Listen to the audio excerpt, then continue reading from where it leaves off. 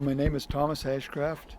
Right now we're standing on the platform of Heliotown Observatory to the southeast of Santa Fe, New Mexico. So it's my laboratory, observatory, thinking chambers. Uh, I have a study niche in the Rio Grande Research Corridor. So I have a known laboratory. I share my data with the various laboratories up and down the, Rio Grande, Los Alamos, Santa Fe Institute, um, Sandia Labs, VLA down to Sunspot, New Mexico. So this is a node in that network of science stations.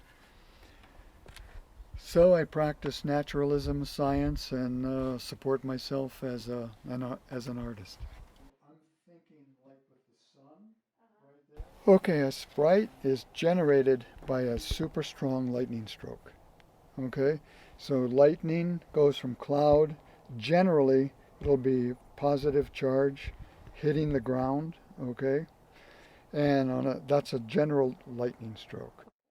On a super strong one, if we're lucky, there'll be this magnetic pulse that goes upwards, okay, between the cloud top in the mesosphere up to the ionosphere into this space that's about 40 miles wide.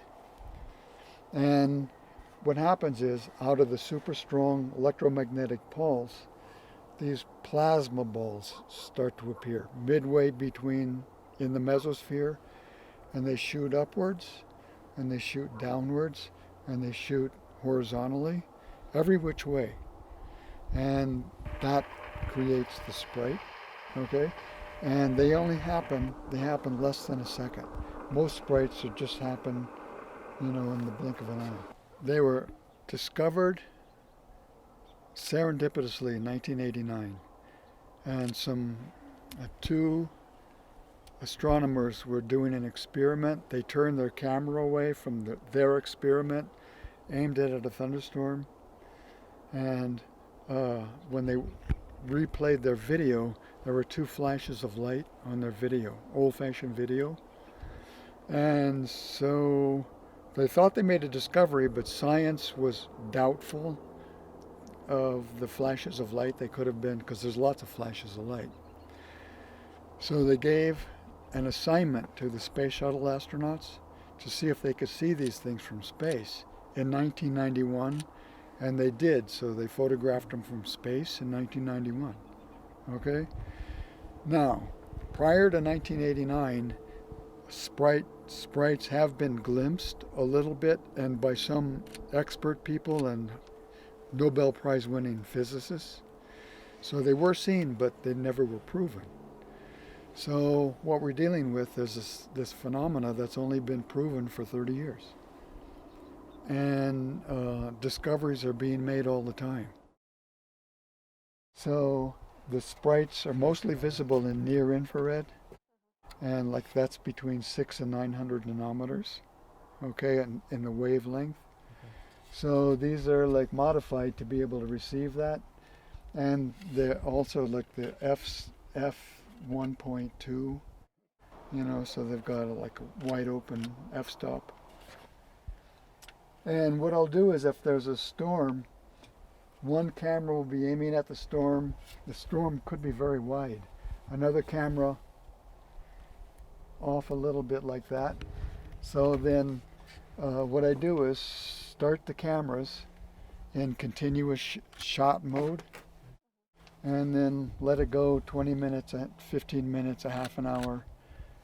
Come up, take the memory card out of the computer, take it down to, with the camera, take it down to the computer, start punching through all the exposures, and then I can see there might be a sprite, and it might be a little bit out of the field of view, and I can just get a little bit, and I can come back up and make an adjustment like this. So there's a whole process observing.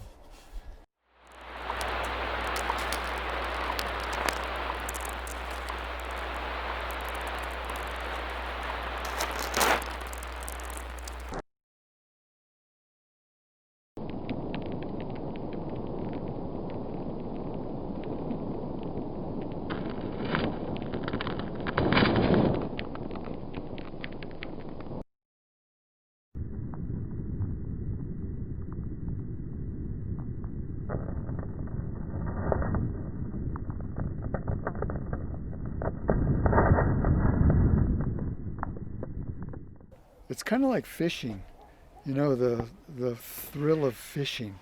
So the thrill of capturing a sprite is, it never gets old.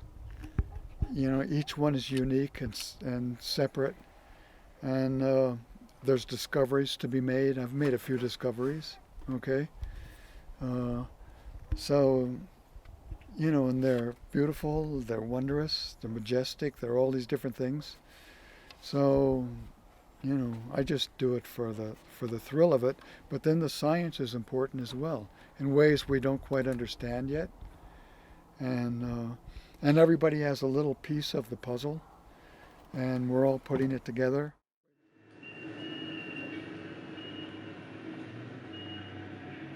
Well, I went to college, studied philosophy and abstract ideas and method, but after college, I needed to ground myself into physical world. I became a loom maker.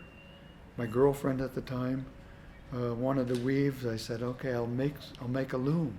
I never built anything before, so that set my hands in motion.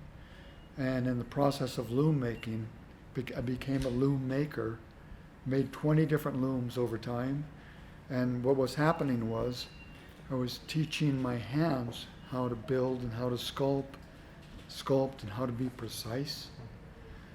So that was 1970s. So here I am sculpting away in different forms.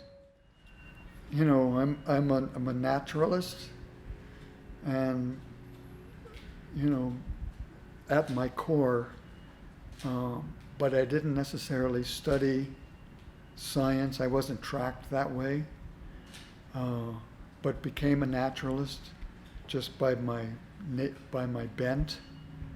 You know, I'm generally self-taught, so I'm coming at it by, you know, my own means and my own angles.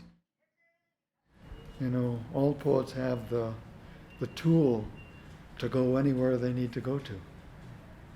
So the poet has the responsibility to, you know, go where they go. No rules. I have a little saying over there. It's not a saying, it's a Bob Dylan title. Love minus zero, no limit. No limit. So yeah. So that's where we are.